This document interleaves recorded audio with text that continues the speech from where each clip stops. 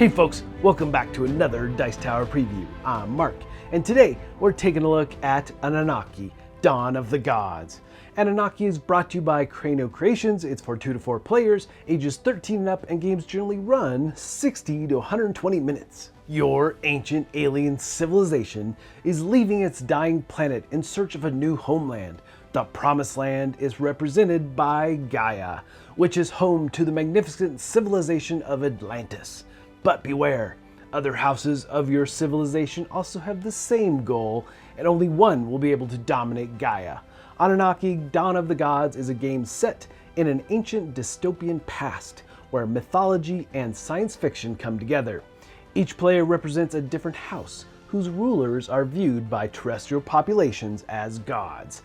In Anunnaki, each player is a major god, who leads one of the main houses.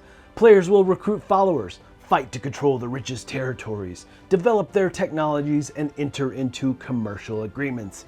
Each faction starts from their own planet, but it will be necessary to travel to other planets and beyond, to the fertile heartland of Gaia. Defeat local dominions and other players' armies trying to conquer Atlantis, which owns huge treasures, all in an effort to become the most powerful civilization. The player with the most victory points at the end of the game is the winner. Now, first and foremost, I want to remind you that this is a prototype. What you're seeing here, the dimensions are bigger than what the final game is going to be. After much feedback, the publisher has decided to shrink things down a bit to make it more manageable and fit on your table better. Here's some images to show you what that is going to look like for the future. But always remember, with these preview videos, everything you're seeing here is very much a prototype.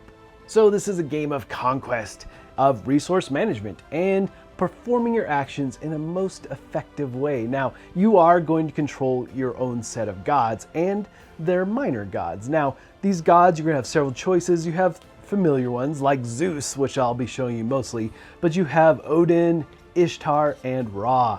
And all of them have minor gods that go along with this. You have these amazing player boards and miniatures to go along with it. And all your resource management is on this board as well. Now, the main resources in this game that you're going to be using for everything is food, metal, gold, and wood. Those are the key components of everything you're going to be doing, basically, as you move around this world and perform your actions. Now, your main player board is something very special. I love how they've done the actions in this game and how you use them.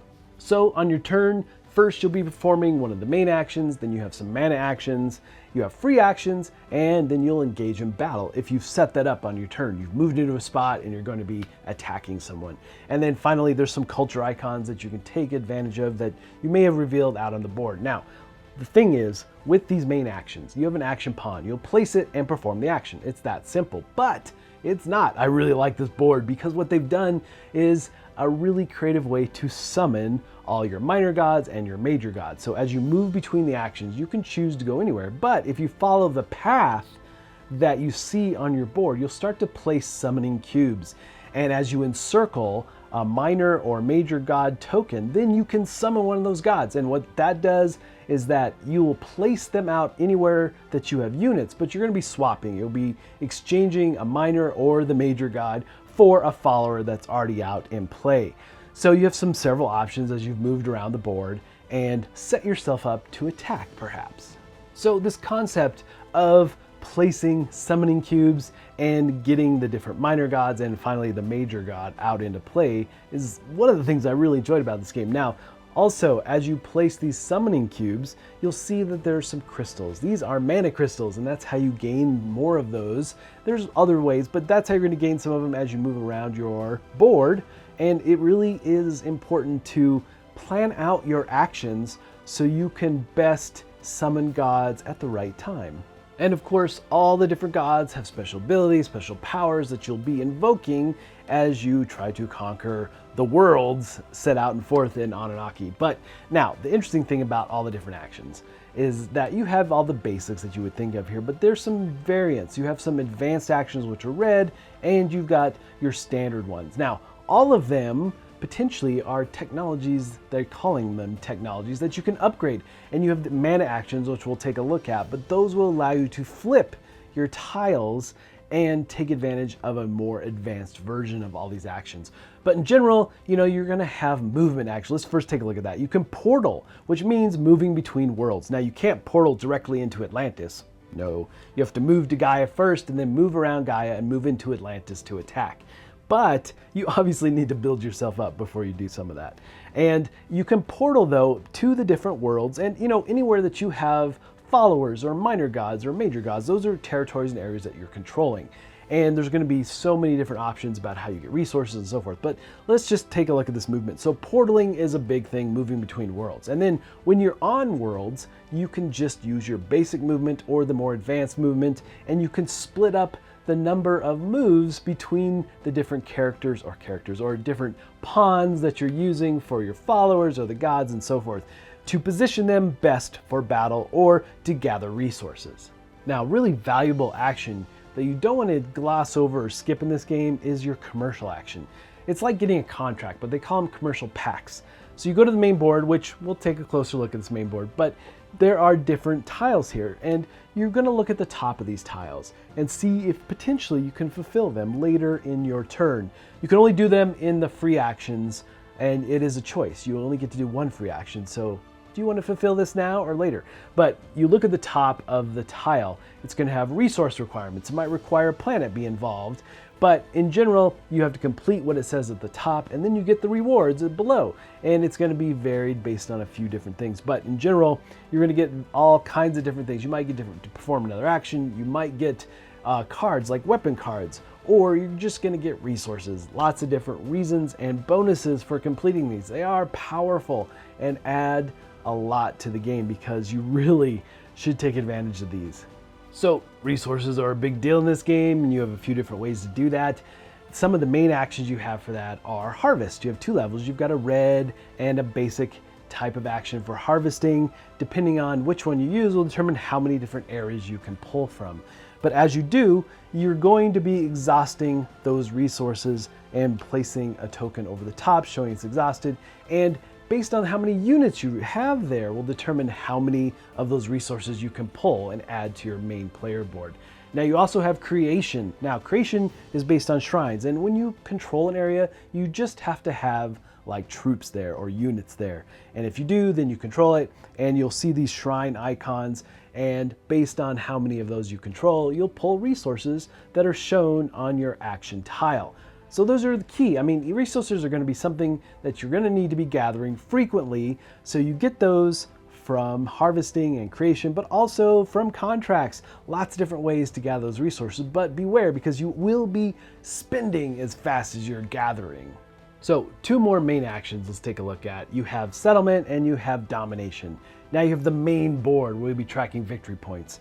You'll be tracking things like technology, you'll be tracking war and commerce, but more importantly at the bottom you have your domination track. So if you take this action, you'll move up along that track based on the goal that is put in play. So those goals can change out every game, but you might be moving up along the track based on how many settlements you have or how many followers you have, things like that.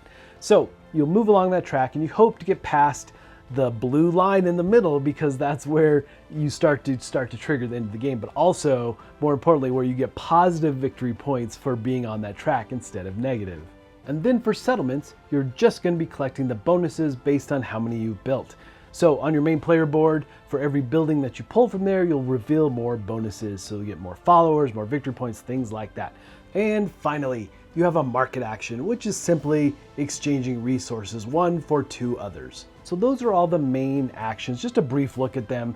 And then you have a series of mana actions, spending mana crystals and resources to perform these various actions. Now, several options here. You can activate one of your green or red main actions again, or you can get weapon cards to help you in battle, or potentially you're going to be building settlements, or you're getting more followers, or you're going to be developing technologies, which is key because you get to flip over one of your main actions and get their more advanced side. So these mana actions really do play into everything else you're doing through the course of the game.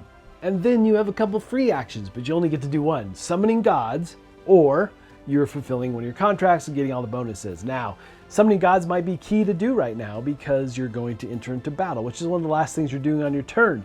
And when you enter into battle, It's about how many units you have in play, as well as weapon cards. Weapon cards are going to cost resources to use, but you don't lose them. They are one and done, but you can get them again. It just goes back to your deck. Now, it does add to your overall value, and if you're the attacker and it's a tie, then you win.